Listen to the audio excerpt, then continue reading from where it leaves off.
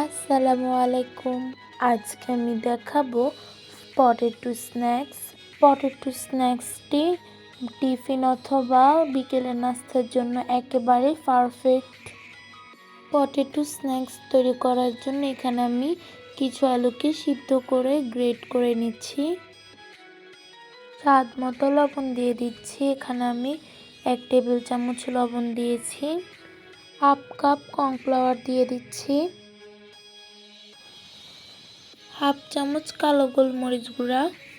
এখন সব কিছুকে ভালোভাবে একসঙ্গে মিক্স করে নিব। এখন আমি হাতে তেল মেখে নিয়েছি। ডোটিকে আমি এখন ডোনাট শেপ দিয়ে দিব। এখন এভাবে করে ডোনাটের শেপ দিয়ে দিচ্ছি, দেখুন। এখন পটেটো স্ন্যাক্সগুলো তৈরি হয়ে গিয়েছে। এখন স্ন্যাক্সগুলোর সঙ্গে আমি সাদা তিল দিয়ে দিব। দেখুন কিভাবে দিই। এখন সাদা তিল লাগিয়ে নেওয়া হয়ে গিয়েছে। এখন এখানে পর্যাপ্ত পরিমাণে তেল নিয়ে নিয়েছি। এখন তেলগুলো গরম হয়ে গিয়েছে। স্ন্যাক্সগুলো দিয়ে দিচ্ছি। সময় নিয়ে ভেজে নিতে হবে। এখন আমি অপর পাটটিও ভেজে নিচ্ছি।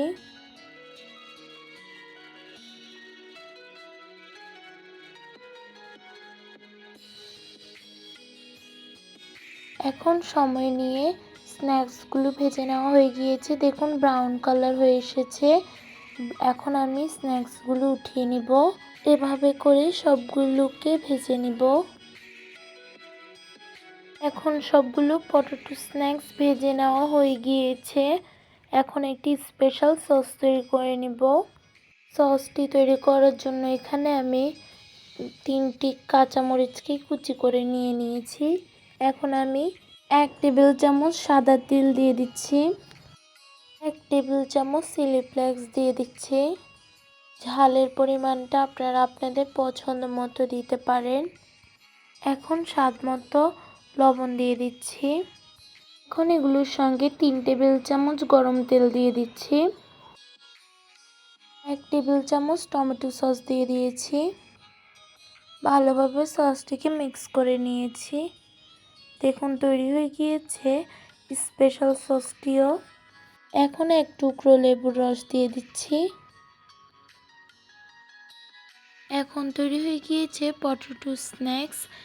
এটি একবার তৈরি করে খেয়ে দেখবেন কতটা মজাদার।